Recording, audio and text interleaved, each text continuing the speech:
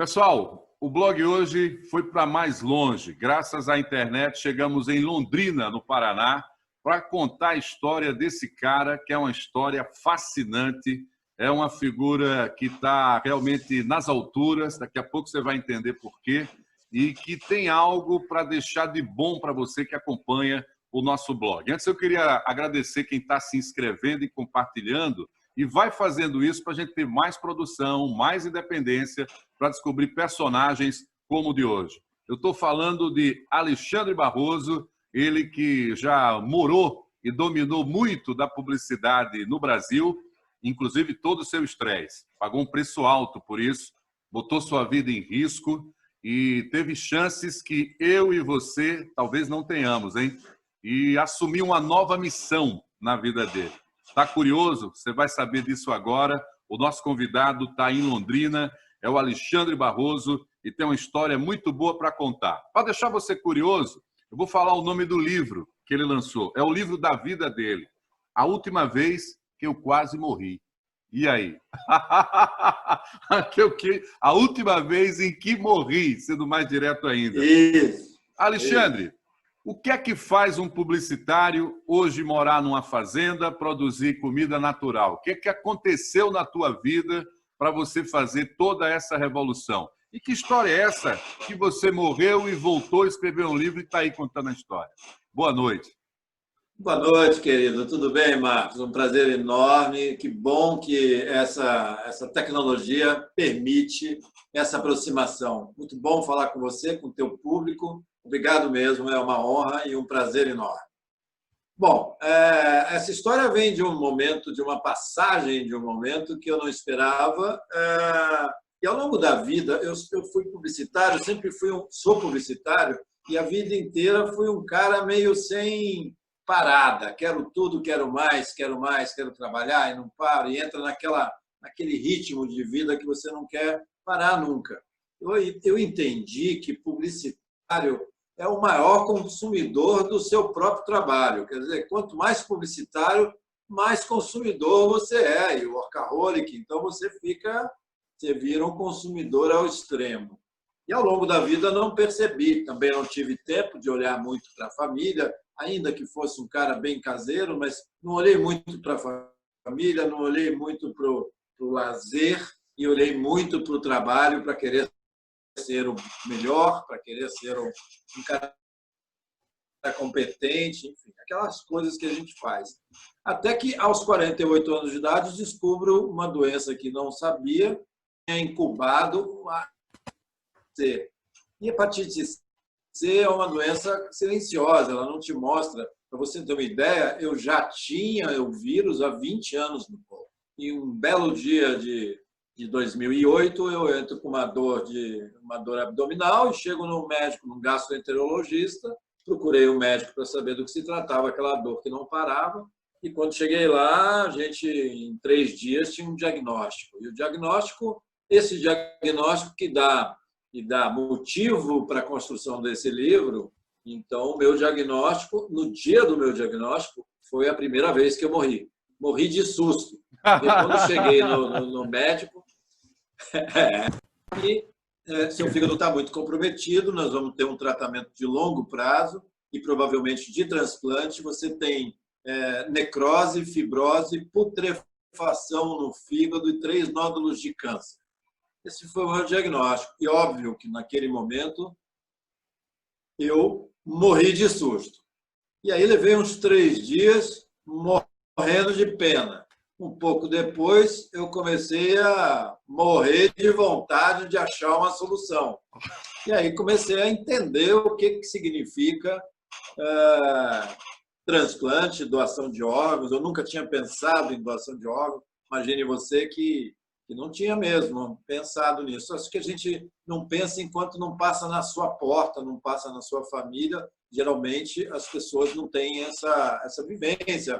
Falta ainda um pouco de trabalho de divulgação da imprensa. Até te agradeço, porque é isso. É preciso abrir uma pauta para a gente falar dos problemas do mundo hoje. E hepatite C é um assunto que é preciso falar e é preciso olhar. Hoje eu faço um trabalho do olhar-se cuidar-se e doar-se. Mas, enfim, com aquele diagnóstico, eu acabei enfrentando 4 anos internado no hospital, em São Paulo, fui parar no Einstein, fiquei 4 anos internado lá dentro, sem sair. 4 anos dentro do hospital, à espera de uma doação. E aí acabou ocorrendo algumas falências múltiplas de órgão. Eu tive, 2 anos depois da primeira doação, tiramos o fígado que tinha câncer, fomos para um momento de hemodiálise para tentar ajustar, acabou que não deu certo, fiquei 1 ano e meio a mais na hemodiálise. O primeiro transplante não deu certo. 1 ano e meio depois, eu tenho... teve primeiro do transplante em 2010 e achamos que estava indo tudo bem, mas a função dele com os rins não funcionou muito bem. Nós fomos fazer um ajuste na hemodiálise. Não, vamos fazer 3 dias de hemodiálise. E aí acabei ficando mais 1 ano e 1 mês, 1 ano e 2 meses em hemodiálise. E aí veio o meu terceiro grande susto, e que eu quase morri de novo. E aí morri de medo, porque os caras vieram me dizer não deu certo e, para piorar um pouco a situação, você também perdeu os rins. Então, nós vamos ter que ir para uma outra fila para fazer transplante duplo de fígado e de rim. Bom, aí eu me acabei. Foi um dia que eu achei que não ia dar. 1 ano e 2 meses depois, eu fui contemplado com a doação de um duplo, fígado e rim juntos, que então se compuseram e aí deu tudo certo. Eu fiquei mais 1 ano e pouco no hospital. O resultado foram 3 transplantes, 11 cirurgias, 21 intercorrências de coma e 4 anos internado no hospital. Depois que você passa por uma situação dessa, a vida muda completamente, o seu ponto de vista, os olhares. Para você ter uma ideia, quando eu andava nos corredores do Einstein, que fica no Morumbi, uma parte bem arborizada de São Paulo, o meu grande sonho ao longo dos 4 anos era olhar pelos janelões do hospital e ver lá fora as pessoas andando no ponto de ônibus, pessoas andando do lado de fora, sentindo o vento, e aquilo, para mim, era o meu sonho de consumo. Quem sabe eu vou ter a oportunidade de novo de sentir lá fora o frescor do vento, o calor do sol e andar de ônibus. Esses passaram assim os meus desejos. Como é que estava a sua cabeça, Alexandre? Porque você foi um homem que influenciou pessoas com suas ideias. Naturalmente, alguém que trabalha com criatividade, tudo vira uma peça de criatividade. E, de repente, a sua própria vida, naquele momento, você não podia, pela primeira vez, comandá-la como você sempre comandou. Isso foi uma reflexão que deve ter mexido com você, né? Isso como é que você encontrava forças para comandar o cérebro desse jeito? Assim? Não encontrei. Eu acho que a própria experiência e a resiliência foi aparecendo a partir da vivência daquilo. Então, a princípio, como eu disse, eu morri de pena e fiquei muito tempo com pena, com raiva, chateado. E eu perdi o comando. Então, eu era dono de agência. Então, àquela altura do campeonato, eu era o comandante, o cara da criação. E a partir de um diagnóstico de morte, e o meu diagnóstico tem um detalhe. Ele, quando me deu o diagnóstico, disse: nós precisamos encontrar um órgão em 7 dias. 7 dias. Eu passei a raciocinar em 7 dias de vida. Eu virei o doutor quarta-feira. Eu pensava em toda terça-feira, eu tinha um motivo para celebrar e comecei a me virar com resiliência nesse sentido. O foco passou a ser sobrevivência. E, a princípio, deu muito errado, porque eu fiquei muito chateado, com muita raiva do mundo e nervoso, chateado mesmo, até arrogante. Até que eu percebi lá na frente que eu precisava ser feliz hoje.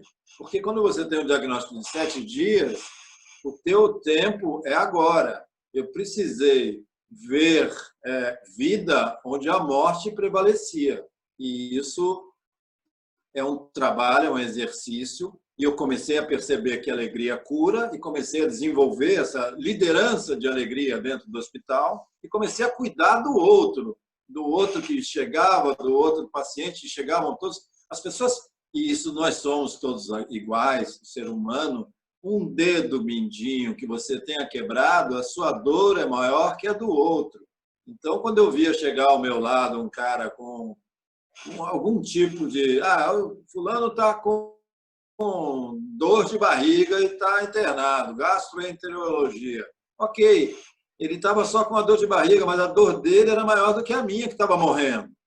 Ou a minha era maior do que a de um no terceiro andar, que estava em coma cerebral. Então, a gente começa a encontrar novos valores. E eu queria saber, eu queria fazer um jogo de palavras. Queria fazer um jogo de palavras. Você sempre foi o criador. E, de repente, você se viu a criatura tendo que se comunicar com o Criador, ou para pedir, ou para agradecer, ou para cobrar.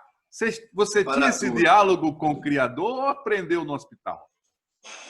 Não, eu fui católico, eu sou católico, né, de família, então, mas nunca fui um católico fervoroso, né? Não sei, como na criança, na infância, estudei em colégio de padres e etc. Mas não tinha uma relação direta com a espiritualidade, com o Criador. O Criador é a criatura. E, de fato, isso precisou acontecer dentro do hospital, até porque as pessoas passavam pelo meu quarto e eu virei uma figura muito conhecida no quarto, no hospital. Primeiro porque eu morava lá. Depois porque eu tinha 35 quilos. E eu tinha semanalmente 18 litros de água na barriga. Então, eu retirava você era uma figura de estudo no hospital. Você era uma figura de estudo. De estudo. Virei da equipe. Há uma máxima dentro do Einstein que se dizia assim: quando não tem nada para fazer no centro cirúrgico, sobe o Alexandre que nele tem. E abre o Alexandre. Bora, abra, vamos embora. E abria o Alexandre, todo mundo estudou. As minhas equipes eram de 18 pessoas, realmente, e no fundo era mesmo. Tinham muitos residentes. Naquela época, houve uma conjunção muito favorável ao meu caso, porque tinha uma equipe que estava formando novos transplantadores para o Brasil, que era a equipe do Dr. Benhur Ferraz. Esse cara estava desenvolvendo os novos transplantadores que hoje eu encontro ao longo das minhas viagens no Brasil. Eu encontro em Brasília, encontro em Sorocaba, e muitos, eu já encontrei pelo menos 4 caras doutores, cirurgiões, que me disseram assim: puxa, a última vez que eu te vi, você estava aberto. E aberto literalmente, eu estava completamente nu, vamos dizer assim. Mas o meu encontro com o Criador e a minha realidade com o Criador ocorreu num coma.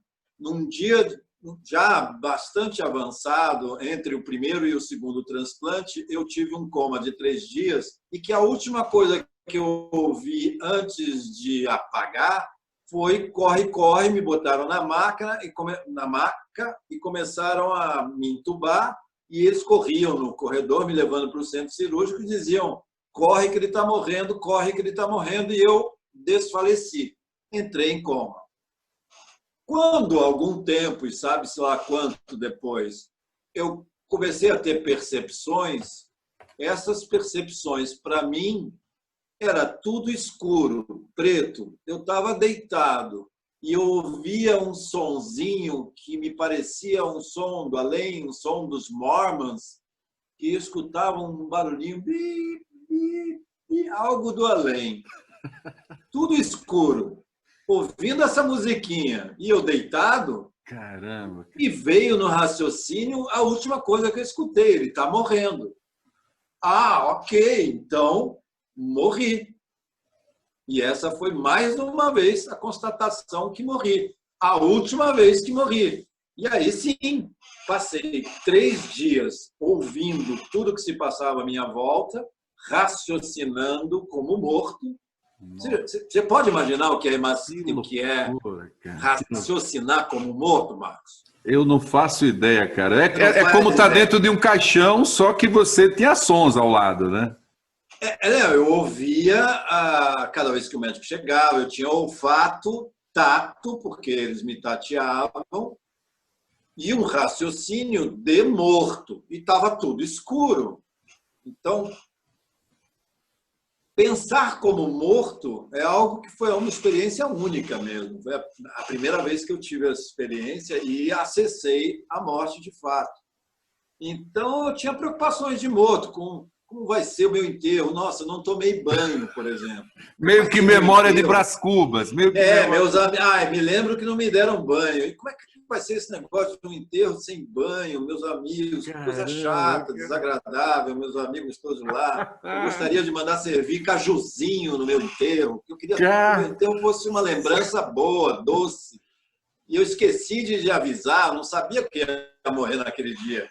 Então, me preocupava, puxa vida, como é que vai ser essa recepção dos meus amigos na hora do meu enterro, sem banho e sem cajuzinho. Porra, sacanagem. Aí eu digo, pô, não basta estar morto, ainda vou ser enterrado com a bunda suja. O negócio foi uma humilhação horrorosa. Eu fiquei muito preocupado com esse tipo de coisa. A outra preocupação era a preocupação do que eu não tinha dito aos meus filhos. Eu gostaria de ter falado mais de amor, eu gostaria mais de ter falado sobre essa coisa do homem machista, do filho do homem. Eu gostaria de ter falado para eles mais sobre... E essa foi uma hora que eu fiz uma grande reflexão, morto, sobre tudo que eu não tinha feito com os meus filhos. Então, foi muito impactante esse momento, até que eu efetivamente paguei, e aí tem momentos, lapsos de total ausência, e numa dessas ausências bastante longas, eu percebi que estava efetivamente num espaço infinito, num profundo escurecer. E quando encontrei esse lugar, ainda com raciocínio e de morto, conversei com o Criador. Aí veio a genialidade do Criador, do cara de criação, e entendi que estava num espaço tão submerso que aquele poderia ser o fim ou o reinício da vida. Então, encontrei Deus neste buraco negro e digo, estou diante do homem. Então, quero falar contigo. Vamos falar aqui tete a tete, e dentro do raciocínio, pedir. Digo, olha, cara, estou te reconhecendo como morte, mas vejo na morte e prevalece vida para mim. Portanto, estou te pedindo, e se houver essa possibilidade, eu queria voltar, eu queria ficar para falar de amor. Você pediu uma chance, cara. Você pediu uma chance, cara, para falar de amor. Eu fiz um trato bacana, porque quando se trata de Deus, Deus é aquela figura maior em que a única coisa que Deus promete é amor. Então, entendi que eu estava diante do cara e tinha que usar o argumento do meu principal cliente. Então, aquela frase passou a fazer sentido. Pelo amor... Claro. Não, nesse momento eu não completei com pelo amor. Mas você está aqui pelo amor de Deus. Você está querendo dizer isso. Eu tenho que ficar para falar de amor. E eu te prometo que, se você me permitir, eu vou ficar para falar de amor. Ou seja, a linha direta com o cara. E é assim que é, a linha direta com Deus. Onde é que está Deus? É emocionante essa história. Onde é que está, em qualquer que seja a religião, essa coisa do Deus, não importa qual é, mas ele está... E eu entendi naquele dia, assim que eu voltei, que eu acordei, eu repensei sobre isso. Puxa, eu tive um diálogo com a finitude. E eu estive diante da finitude. Transformei ela em reinicitude. E como é que isso ocorreu, se não tendo ido lá no mais profundo, mas o mais profundo meu interior? A escuridão é a sua escuridão. O infinito, morte, é a sua infinitude. Então, há um momento em que você pode encontrar e transformar ela num reinício, num recomeço. E como foi esse reiniciar da máquina? Como é que foi o acordar desse coma? O coma mais importante da sua vida. Como foi esse acordar? Esse que deu o título ao livro. Então, eu escrevo um livro que é a partir de A Última Vez que Morri. Então, depois da última vez que morri, tive toda uma recompreensão. E aí foi muito engraçado, inclusive. Estamos falando aqui tecnicamente, quer dizer, quando eu percebi que eu voltei a ter... Olha, eu vou te revelar uma coisa. Quando eu fiz essa conversa com Deus, com o homem, com o Criador e comigo mesmo, que Deus está dentro de nós, eu estava dentro de um apagar e te disse, esse foi um momento de lapso que não se sabe quanto tempo durou. Mas a próxima coisa que eu começo a ter de novo sensações depois desse diálogo é a entrada de um médico, que eu percebo a entrada dele, ele chega ao lado da minha cama e entra também meu filho, e eles dois trocam um diálogo. E o meu filho diz, puxa, doutor, meu pai não gostaria de ficar nessa situação e ele já está assim há 3 dias. Quando é que desligam as máquinas? Nossa! E eu ouvindo, cara. E eu ouvindo esse papo. Que isso, cara? Aí o médico vira-se para o meu filho e diz que é isso, ligar a máquina. Nós fizemos todos os procedimentos, fale, expira, o coração dele está vivo. Portanto, depois do diálogo de pedir a Deus que ele me permitisse, a próxima coisa que eu escuto é o anúncio do médico para o meu filho de que eu vivo. Então, cara, aquilo foi uma surpresa para mim. Eu tomei um susto, dei um pulo na cama e comecei a elaborar isso. De, poxa, então, peraí, o cara acabou de dizer ali fora que eu estou vivo. E se eu estou vivo, onde é que eu estou? E vamos trabalhar isso. Aí levei mais 3 horas para conseguir abrir o olho. Então, quando eu abri o olho, eu percebi que eu estava dentro de uma UTI, com aquelas luzes, e esse foi o meu reencontro com a vida, e pude celebrar, e passei algum tempo discutindo com ele. Precisei escrever um bilhete, porque eu estava entubado no nariz, entubado na boca, amarrado na maca, porque quando você está nessa situação, pode ter espasmos. Isso. Então, eles te amarram. Então, eu comecei uma comunicação muito esdrúxula, maluca mesmo, e acabei conseguindo que uma enfermeira botasse um papel na minha mão e eu pude escrever, que está escrito no livro, e eu disse a ela, tô vivo, porra! Eu vou ter que dar uma acelerada, porque a sua vida é uma minissérie, né? Ou um filme. O roteiro já está pronto, está no livro. Não tem jeito. É muita coisa. Com certeza isso vai virar... Pô, eu gostaria de ver isso na tela. Quem é que representaria o Alexandre? Mas aí você sai dessa, você consegue se recuperar, você descobre que tem um novo mundo pela frente. E esse novo mundo lhe apresenta, com as oportunidades e a promessa que você fez ao Criador, de que amaria todas as coisas e as pessoas infinitamente, e que você descobriu que no seu entorno também tinha uma cadeia, não só dos profissionais de saúde, mas também de pessoas anônimas, que até ajudaram aqueles anjos da saúde a te salvar. E aí, por que a vida do Alexandre se transforma? Fala um pouco aí dessa transformação. Acho é muito chato falar a palavra missão. Não sei falar missão. Mas não tem outra, cara. Não tem outra. Passei a ter uma vontade danada de colaborar, de ser um voluntário da saúde. Não é nem do Ministério da Saúde ou do hospital que eu estava. Não, eu passei a ser realmente um voluntário da saúde. E olhava para o lado e via uns amigos chegando com muita dificuldade e todo mundo começando a passar o que eu passei e outros que nem chegaram, que estão na fila. Hoje são 45 mil pessoas que estão na lista à espera de uma doação de órgãos. E eu sei bem o que é isso. Então, eu achei que, com gratidão, a única coisa que eu podia fazer para ressignificar a vida de quem me doou os órgãos e daquela família que me doou os órgãos e do próprio doador, porque nasce em você, né, Marcos? Não é brincadeira. Isso é ressurreição. Sabe que a gente passou a vida inteira querendo não morrer mais? Você não quer morrer mais? Faça o seguinte, avise a sua família que você é doador de órgãos, porque você renasce em outra pessoa. E hoje eu tenho a responsabilidade de carregar comigo mais duas pessoas, um oriental de 61 anos e uma menina de 13.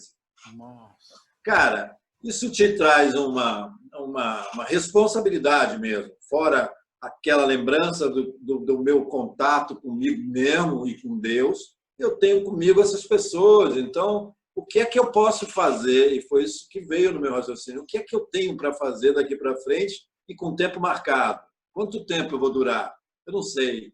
Então, eu estou numa corrida, continuo numa corrida de 7 dias para ser o melhor que eu puder ser em bem-estar, alimentação, cuidados, cuidar do outro, olhe-se, cuide-se, doe-se. E é só isso que eu faço. Eu não faço mais nada na vida hoje, a não ser trabalhar pela causa, trabalhar pela saúde, agradecer aos médicos, aos hospitais, aos enfermeiros, às pessoas, e vejo que a maneira que eu tenho de contribuir, de devolver o que me ofereceram, é trabalhando em favor da saúde. Você descobriu que nessa cadeia, além desses mestres, né, da saúde que se empenharam pelo seu caso, que existem também profissionais que são os profissionais da aviação, que ligam o Brasil de ponta a ponta, levando órgãos para atender a fila de transplantes do Brasil. E hoje você é o garoto propaganda dessa história. E quando eu falo garoto propaganda, não é trocadilho por você ser publicitário, mas é porque você, mais do que nunca, sabe o que isso representa. Fala um pouco para quem está nos assistindo que história é essa.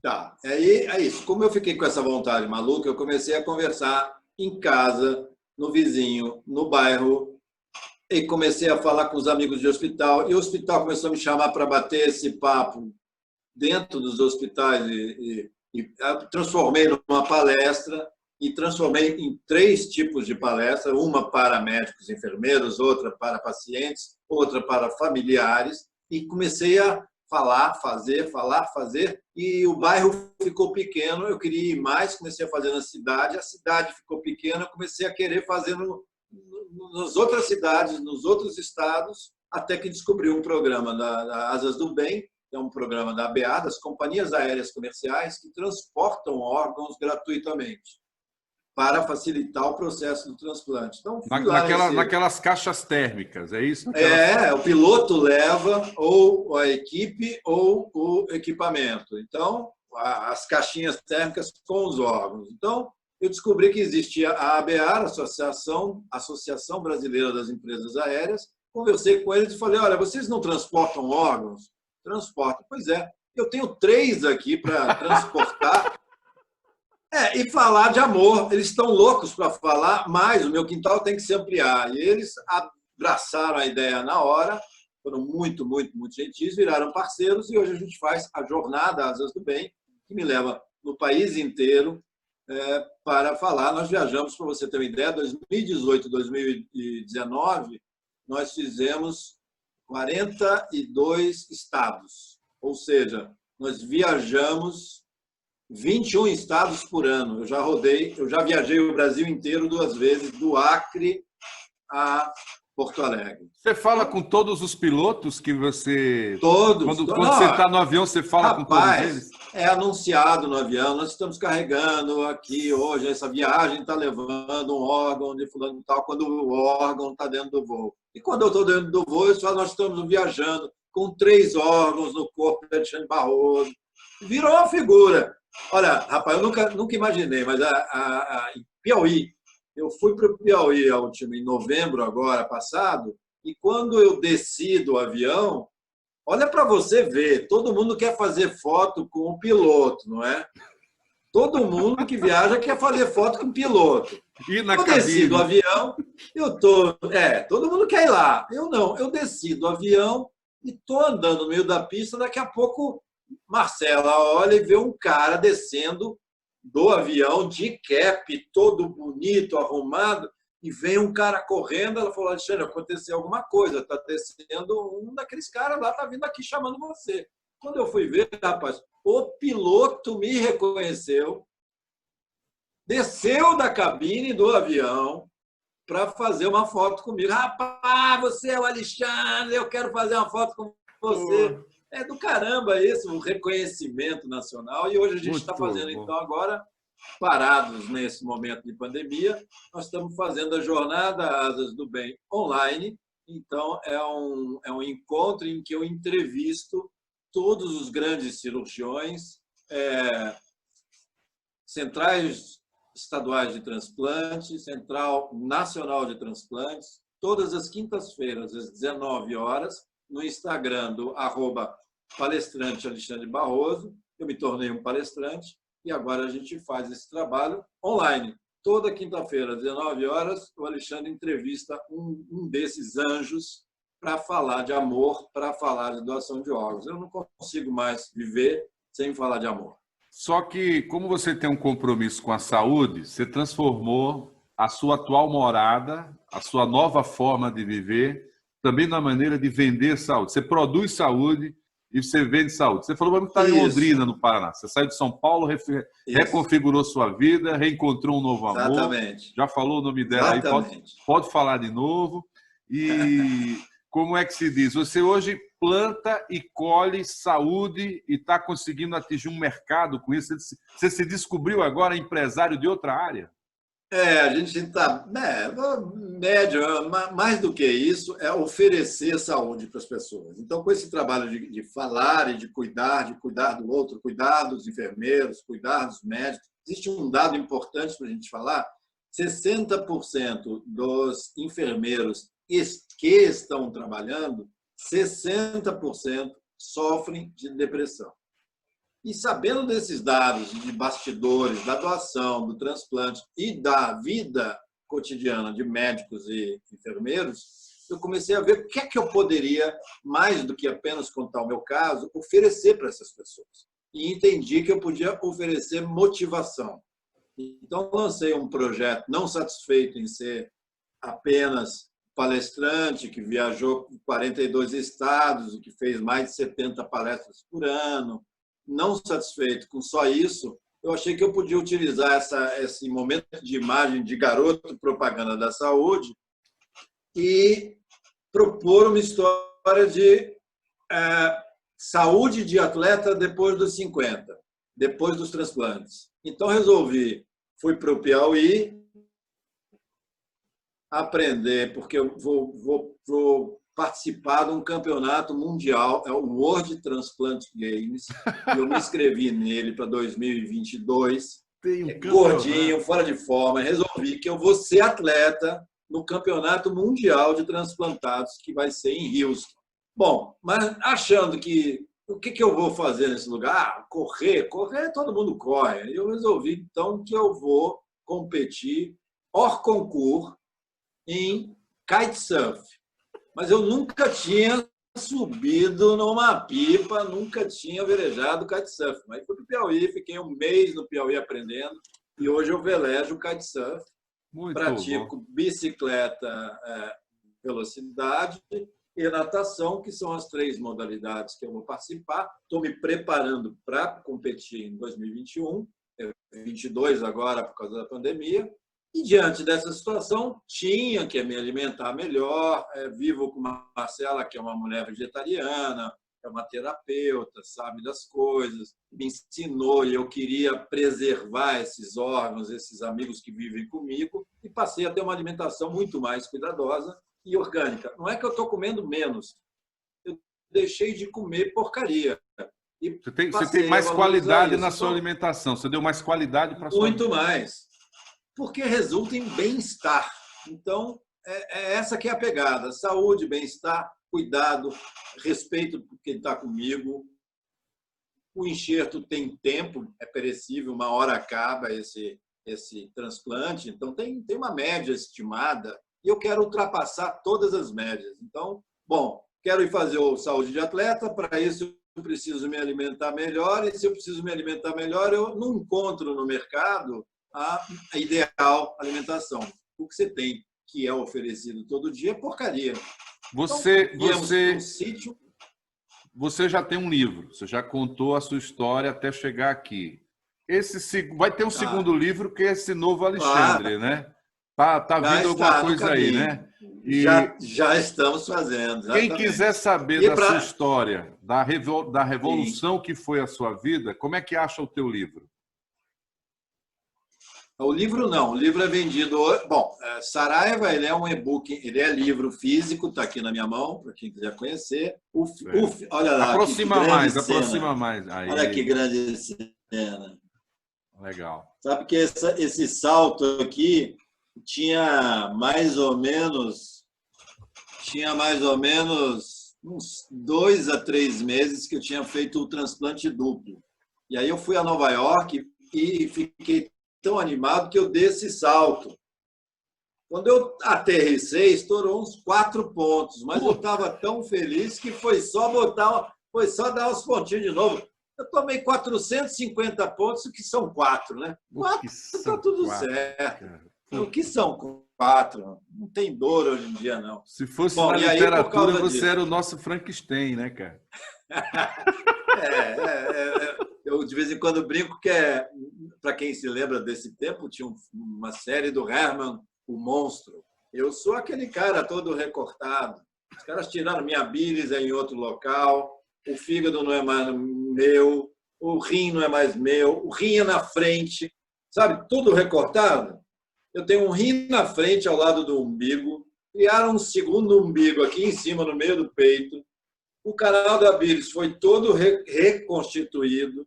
Então, meu amigo, não me pergunte quem sou eu, não, que eu sou o Herman Monstro. Alexandre, eu já tenho pouco mais de 20 anos de profissional e vou fazer 48 anos de idade. Eu já me emocionei com muitas histórias, mas eu confesso que a sua história, você falou que vai ser o concurso lá na competição, literalmente, cara, a sua história, ela faz a gente repensar muito. As pessoas não sabem, mas para você que está vendo esse blog, essa é a terceira grande entrevista que eu faço com o Alexandre.